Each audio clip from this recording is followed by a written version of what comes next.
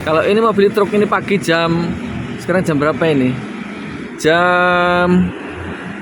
Setengah 9 udah ada 2 mobil.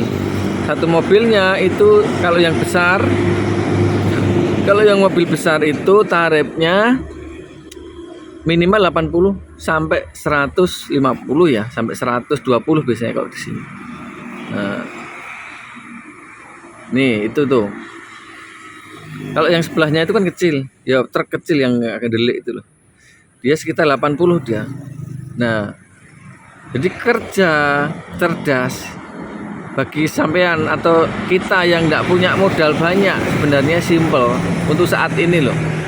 Untuk saat ini sebenarnya simple ya teman-teman ya.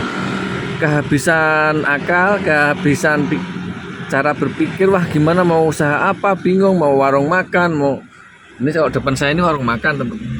Jam segini masih sepi teman-teman. Ini kalau biasanya ini warung makan seperti ini gimana sih kalau tidak ada pabrik, tidak ada di pinggir jalan. Ini aja di pinggir jalan ini belum ada orang kan.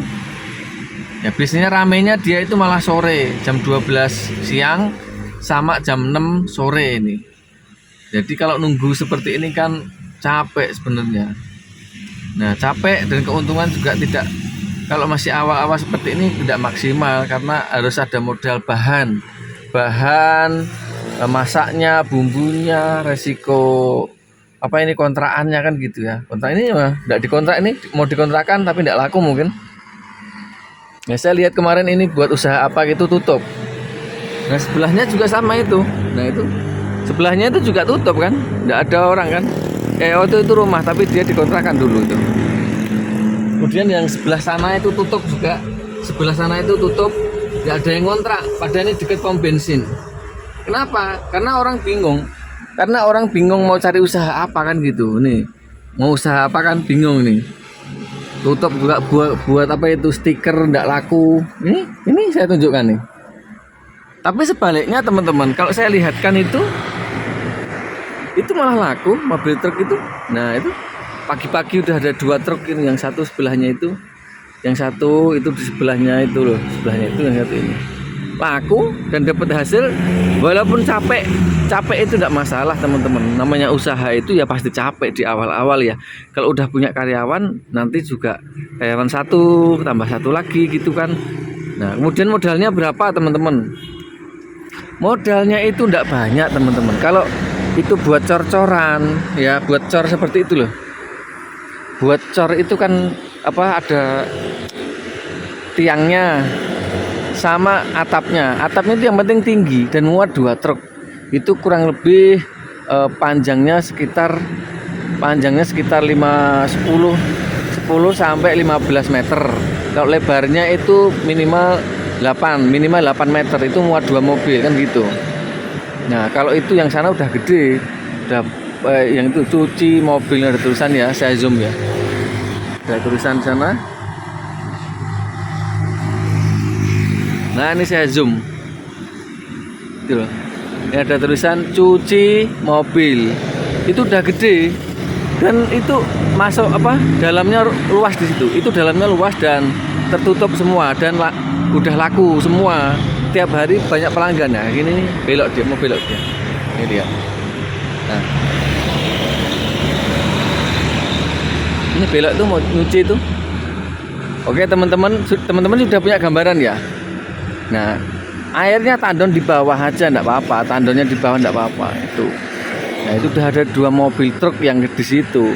Artinya apa teman-teman? Artinya untuk cari pekerjaan atau usaha yang mudah itu sebenarnya usaha cucian mobil truk, mobil biasa, mobil truk, mobil pribadi, mobil pickup, elep, itu sebenarnya prospeknya bagus.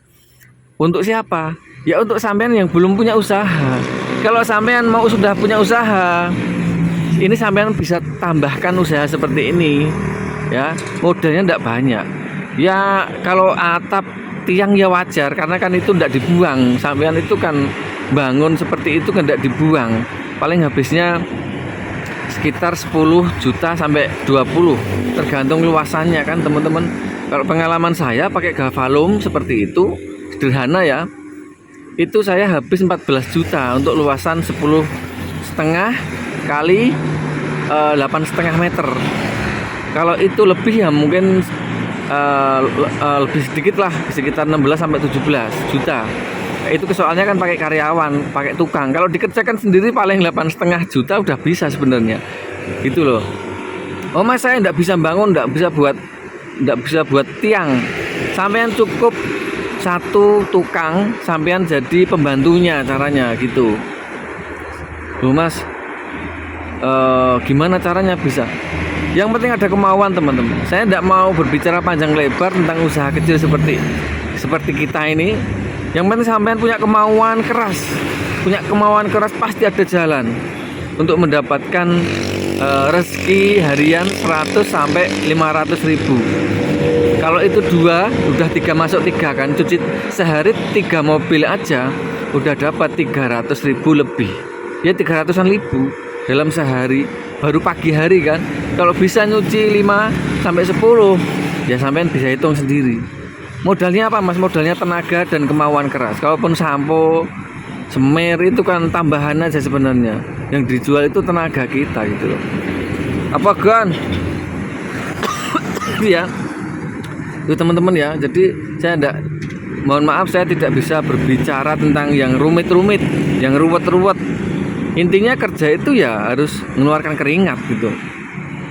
Ya, namanya kerja jasa ya keringat kita. Itu yang pertama, karena modal kita belum banyak. Nanti kalau modal sampean udah banyak, silahkan buka cabang, pakai karyawan, lokasinya diperbagus ya, areanya diperbagus, dibersihkan.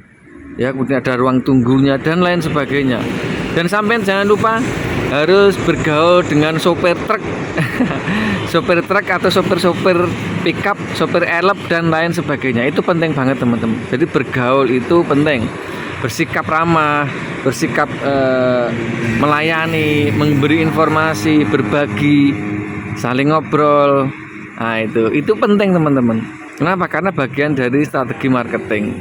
Nah, sekalipun sampean orang biasa ya tidak punya mobil, sama seperti saya juga, pergaulan itu kan tidak terbatas sebenarnya ya. Yang penting sampean tidak merugikan orang, sampean bukan orang penipu, sampean bukan penjahat, sampean bukan perampok, sampean orang baik-baik. Bergaul dengan siapa saja itu sebenarnya sah saja dan boleh-boleh saja. Itu teman-teman ya, semoga bermanfaat untuk inspirasi pagi hari ini. Sampean berada di luar Pulau Jawa, saya doakan ya, yang mau usaha sistem cucian mobil truk besar seperti ini, saya doakan bisa terkabul dan terwujud ya, bisa terkabul dan terwujud. Semoga bisa berkah, lancar, dan membawa manfaat ke anak-anak sampean. Kenapa? Karena usaha yang halal itu akan berkah. Kecuali sampean mau ngerampok, mau menipu, sifatnya tidak baik, sampean tukang bohong, sampean tukang berdusta, itu beda. Jadi niatan yang baik itu akan didorong oleh perilaku yang baik. Kalau niatan yang tidak baik itu akan didorong oleh perbuatan, sikap, bicara yang tidak baik. Maka niatkan dengan satu niat yang baik untuk menafkahi keluarga sampean itu.